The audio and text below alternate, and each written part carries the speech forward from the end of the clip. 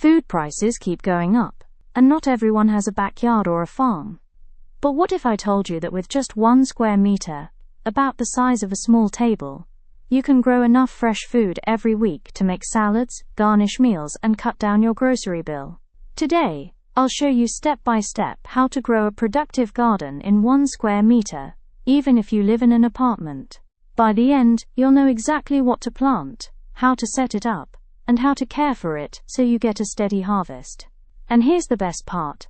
You don't need a green thumb or fancy equipment. Just follow along. Welcome to Green Profit Cultivate.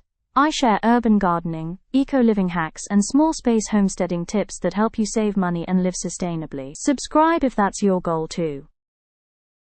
So why does this work? Because most beginner gardeners think they need a lot of land. But the truth is, many of the foods we eat, like lettuce, herbs, radishes, and greens, grow quickly and don't need much room. With the right setup, 1 square meter can produce pounds of food every month. It's all about planning. Let's start by setting up your growing space. Believe it or not, just 1 square meter gives you plenty of flexibility. You've got 3 great options to choose from. First, a raised bed kit. Perfect if you have a patio or a small outdoor space. They're sturdy, super easy to put together, and give you enough depth for root crops and leafy greens. Second, a vertical planter. This is my go-to for balconies or small areas. It lets you grow upward instead of outward, which is ideal for herbs, strawberries, or compact greens. And third, indoor containers with grow lights. If sunlight is limited or you want fresh food year-round, this setup is foolproof. I'll leave links in the description for the raised bed kit, the vertical planter, and the compact grow light I recommend, so you can pick what works best for your space. So tell me, which setup would you choose? Patio, balcony, or an indoor corner? Drop your answer in the comments. Now let's talk about what to grow. When space is limited, not every plant is a good choice. You want crops that are fast-growing, high-yield, and don't take up too much room. Start with leafy greens like lettuce, spinach, and kale.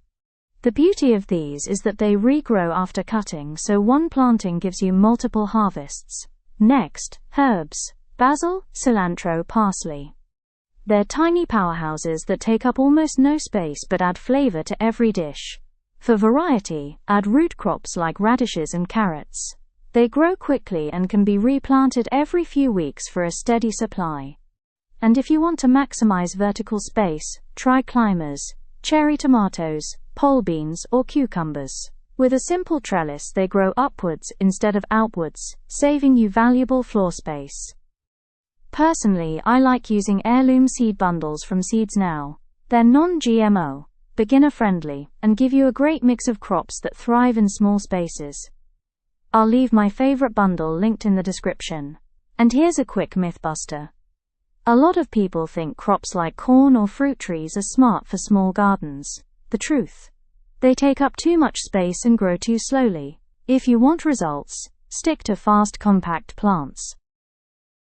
Now let's get into the foundation of your garden. The soil.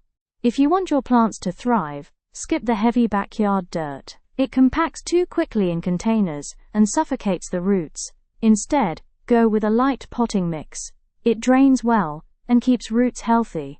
Mix in compost or organic fertilizer to give your plants the nutrients they need. And for root crops like carrots or radishes, make sure your container has at least 20 to 30 centimeters of depth so they can grow properly. When it comes to planting, spacing makes all the difference.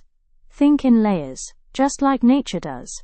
Place tall crops like beans and tomatoes in the back. Keep medium-height plants like kale or spinach in the middle. And put herbs and quick-growing greens in the front. This way, every plant gets the sunlight and space it needs, and your 1 square meter becomes a highly efficient mini-farm. I'll link an organic potting mix and compost kit I recommend for small spaces in the description. They make things so much easier for beginners. And here's a quick troubleshooting tip. If your plants start looking pale or seem like they've stalled, that usually means a nutrient problem. A dose of compost tea or a little extra organic fertilizer can bring them back to life. One of the biggest challenges in container gardening is keeping your plants hydrated. Soil in pots dries out much faster than in the ground, so you'll need to stay on top of it. Check the moisture every day. If the top inch feels dry, it's time to water. If you're busy or forgetful, don't worry. A self-watering container or a simple drip irrigation kit can take care of it for you and keep your plants happy. Now let's talk about light. Outdoor containers should get at least 6 hours of sun, but if you're gardening indoors, aim for 6 to 8 hours a day under a good LED grow light. Here's a quick pro tip. Rotate your containers once a week, so every plant gets an equal share of sunlight. It helps prevent lopsided growth and keeps your garden looking lush. I've linked my favorite self-watering container and drip kit down below. They're easy to set up and perfect for beginners. Now for the best part, harvesting your food. This is where all your effort pays off. For leafy greens, you don't need to pull out the whole plant. Just cut the outer leaves when they're about 10 to 15 centimeters tall, and the plant will keep regrowing. That means fresh salads every week from the same planting. With herbs, the trick is to pinch off the tops regularly. This keeps the plant bushy and productive, and you'll always have fresh flavor for your meals. Radishes are one of the fastest crops you can grow. They're ready in as little as 30 days. Once you pull one batch, plant another right away, and you'll have a steady rotation all season long. And for climbers like cherry tomatoes or beans, keep them supported with a trellis, prune off lower leaves, and they'll keep producing for weeks. Here's the secret to continuous harvests. Always think in cycles. While you're enjoying one crop, plant the next. That way your 1 square meter garden never sits empty. Imagine this. Every week you're clipping greens for a salad, herbs for cooking, and pulling up fresh radishes, all from a single square meter. That's the beauty of small space gardening. Before we wrap up, let's hit a few quick FAQs and common mistakes I see all the time. What if I don't get much sun? No problem. Prioritize leafy greens that tolerate partial shade, and use a compact LED grow light to make up the difference. Can I reuse the soil? Yes. Refresh it each season with compost or a light dose of organic fertilizer to replace nutrients your plants used up.